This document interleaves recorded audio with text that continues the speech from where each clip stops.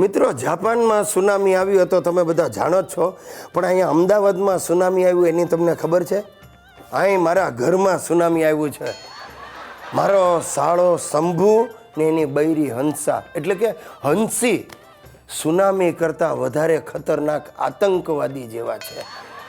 અઠવાડિયાથી મારા સપનામાં રોજ આવતા હતા ને મને આંચકી શરૂ થઈ જતી હતી. આજે સવારે બંને જણા સાક્ષાત મારા ઘરમાં પ્રગટ થયા. બોલો, એમના ગામમાંથી કોકનો ખટારો સામાન લઈને અમદાવાદ આવતો હશે.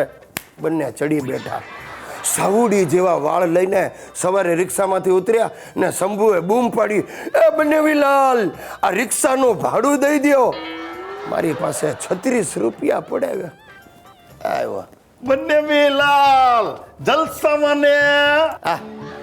અત્યાર સુધી જલસામાં તો હવે મારો પોતાનો જલસો થઈ જશે. હવે ઈ તો ગયા જન્મમાં કરેલા આ ભોગવવાના. હું કયો તમે આઈ કમિંગ થઈ ગયા? હે જય શ્રી કૃષ્ણ કીધા કે નહીં? એ જય શ્રી કૃષ્ણ બનેવી રેડ. આ બનેવી રેડ, બનેવીલાલ નું ઇંગ્લિશ. આ તમે તો અમને ન બોલાવો, પણ અમારા સિસ્ટર સુશીલાએ ઇન્વાઇટેડ કર્યા ને એટલે અમારે અહીં કમિંગ થઈ જવું પડ્યું. બહુ સારું કર્યું. શું સેવા કરું તમારી? મારી સેવા તો બચ્ચન કરશે. બચ્ચન આમની સેવા કરશે? વાલથી મને બચ્ચન કહે છે. એ બનેવી રેડ, તમે મોર્નિંગ વોકવા જાવ ને ત્યારે અમને લઈ જજો. વોકવા? ચાલવા. અને ત્યાં જ્યુસ બ્યુસ પીવડાવજો એટલે પછી તો જલસા જ જલસા. હા હો બનેવીલાલ, અમારી હંસીને જ્યુસ બહુ ભાવે. અને એમાંય તમે મોર્નિંગ વોકમાં લઈ જાઓ ને, ત્યાં હોંશે ને હોંશે જ્યુસ પીએ મારી હોંસીલી હંસી. આ હોંસીલી હંસી મારા હોશ કો સુડાડી દેશે. મને કઈ કહ્યું બનેવી રેડ? અરે હોય કાંઈ, મારા ભોગ લાગ્યા. રોગ લાગ્યો છે તમને? કઈ કાઈન્ડનો લાગ્યો છે? કાઠિયાવાડી કાઈન્ડનો લાગ્યો છે. અને સાંભળ્યું છે કે આ કાઠિયાવાડી રોગ જીવ લઈને જ જાય.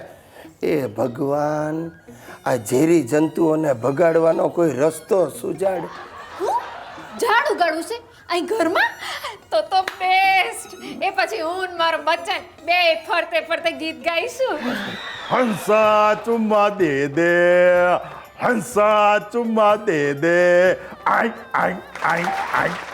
મિત્રો, આ ગુજ્જુભાઈ ગિરીશ કુમારને લીધે ગુજરાત પ્રખ્યાત છે એ વાત જુદી છે, પણ આ વર્ષે આપણા ગુજરાતે ગિનેસ બુક ઓફ વર્લ્ડ રેકોર્ડમાં કેટલા વિષયોમાં સ્થાન મેળવ્યું એની તમને ખબર છે? હું તમને કહું, ગુજરાત સ્થાપના દિને 5000 કલાકારોએ એક સાથે પોતાની કોરિયોગ્રાફી રજૂ કરી અને એક રેકોર્ડ પ્રસ્થાપિત કર્યો. ત્યારબાદ ખેલ મહાકુંભમાં 20,000 સ્પર્ધકો એક સાથે ચેસ રમ્યા. એટલું જ નહીં, તાનારીરી ફેસ્ટિવલમાં એક ગાયકે 101 કલાક સુધી સતત શાસ્ત્રીય ગાયન ગાયું અને વિશ્વમાં એક રેકોર્ડ સ્થાપિત કર્યો. સાહેબ, આમ અનેક ક્ષેત્રોમાં ગુજરાત વિશ્વ કક્ષાએ મોખરે રહ્યું છે. સાહેબ, આ હકીકતો સાંભળીને હવે મારા દાદાજી પણ ઉશ્કેર્યા છે. મને કે ગીરિયા, મારે પણ રેકોર્ડ સ્થાપિત કરવો છે. તમારે શેનો રેકોર્ડ? તો મને કે કેમ નહીં, આ વર્ષે હું 20 વાર પડ્યો, 6 વાર પગ મચકોડાયો અને 2 વાર ગાલ પચોળા થયા. મોકલ મારું નામ ગિનેસ બુકમાં. બોલો સાહેબ, ગુજરાતમાં આવી આઈટમો પણ છે. એમ તો મારા બાપુજીએ પણ રેકોર્ડ તોડેલા, પણ એની કોઈને ખબર નથી. એમની સગાઈ 20 વાર થયેલી.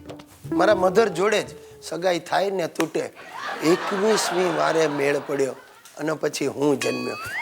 મારા બાપુજીની જન્મ તારીખ પણ 21 અને મારા દાદાજીની જન્મ તારીખનું વર્ષ 1921. મને લાગે છે એમની મૃત્યુ તિથિ પણ 2021માં જ આવશે. એમની તંદુરસ્તી જોતા હજી બીજા 10 વર્ષ તો આમ રમતા રમતા ખેંચી કાઢશે. કારણ કે આ ગુજરાત છે સાહેબ. અહીંયા મેડિકલ સુવિધાઓ પણ હવે અદ્યતન બની ગઈ છે. કિડની, કેન્સર, હૃદય, અરે જોઈન્ટ રિપ્લેસમેન્ટની સારવાર માટે પણ લોકો ઠેઠ પરદેશથી અહીંયા ગુજરાતમાં આવે છે. સાહેબ, તમારે મરવું હોય તો પણ આમ ગુજરાતમાં ફટ દઈને મરી ન શકો. ટ્રાય કરી જોજો, તરત ફટ દઈને 108 પહોંચી જશે. અરે મરવા પડેલાને પણ એવી સારવાર મળે કે આમ ધડ દઈને બેઠો થઈ જાય. તો બોલો સાહેબ, જય જય ગરવી ગુજરાત.